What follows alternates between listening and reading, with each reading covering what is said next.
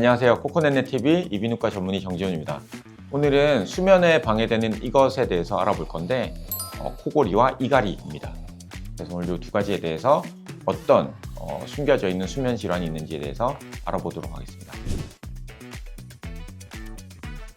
사실 이 두 가지는 상당히 비슷하면서 또 다르거든요. 그래서 소리가 나는 것은 결국은 비슷하지만 코골이는 결국에 코 뒤에 있는 그런 연국이나 혀 뒤에 있는 혀뿌리 쪽에서 이제 기도가 좁아지면서 나는 그런 잡음을 얘기하고요. 이갈이는 이제 치아가 결국에 마모되면서 나는 그런 잡음을 얘기하는데, 사실 코골이가 많이 심하시거나 이갈이가 많이 심하시면 사실 숨겨져 있는 수면 질환이 있을 가능성이 상당히 높아요. 특히나 코골이는 수면무호흡증이랑 연관되는 경우가 많고요. 이갈이 같은 경우는 렘수면 행동장애 같은 것들이 연관될 수 있기 때문에 그런 것들에 대한 정확한 진단을 받는 것이 중요합니다. 일단 코골이, 이갈이가 심하신 분들은 수면 클리닉의 가장 중요한 수면다원 검사를 하셔야 됩니다. 수면다원 검사라고 하는 거는 병원에 하루 주무셔야 되는데 주무시는 동안에 일어나는 수면의 모든 것들을 기록하고 분석하는 그런 검사를 말해요. 코고는 소리, 그리고 수면 무호흡증의 유무, 뇌파, 안전도 이런 것들을 통해서 환자분들의 수면 상태를 정확하게 파악을 하고 코골이 안에 숨겨져 있는 수면 무호흡증이 있는지를 정확하게 진단을 하는 것이 가장 중요합니다. 그리고 이갈이 같은 경우는 턱에 부착되어 있는 근전도를 통해서 이게 단순한 이갈인지 아니면 수면 단계에 대한 문제 때문에 나타나는 이갈인지를 저희가 구분하는 것이 중요하고요. 그래서 그것에 의해서 진단이 된다면 각각의 치료 방법이 다 다르기 때문에 일단은 정확한 진단이 중요하다고 보시면 되겠습니다.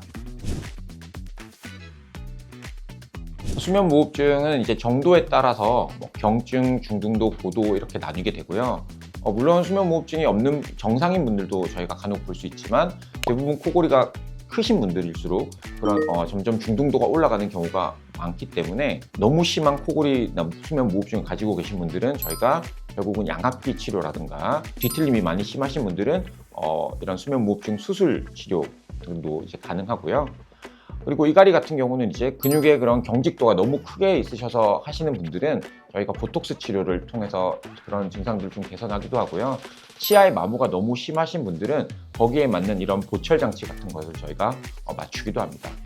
네, 오늘은 수면을 방해하는 소음들, 코골이, 이갈이에 대해서 알아봤는데요.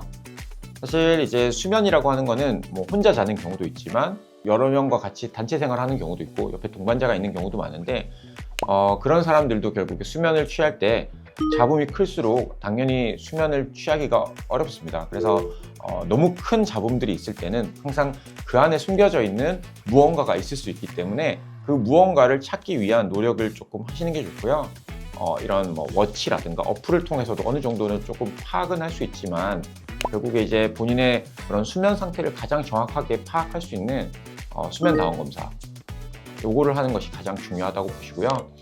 건강한 수면을 되찾는 가장 지름길은 원인을 바로잡는 정확한 진료에서부터 시작되기 때문에 가까운 병원을 찾으셔서 환자분한테 맞는 진단과 치료를 받으시기를 권해드립니다.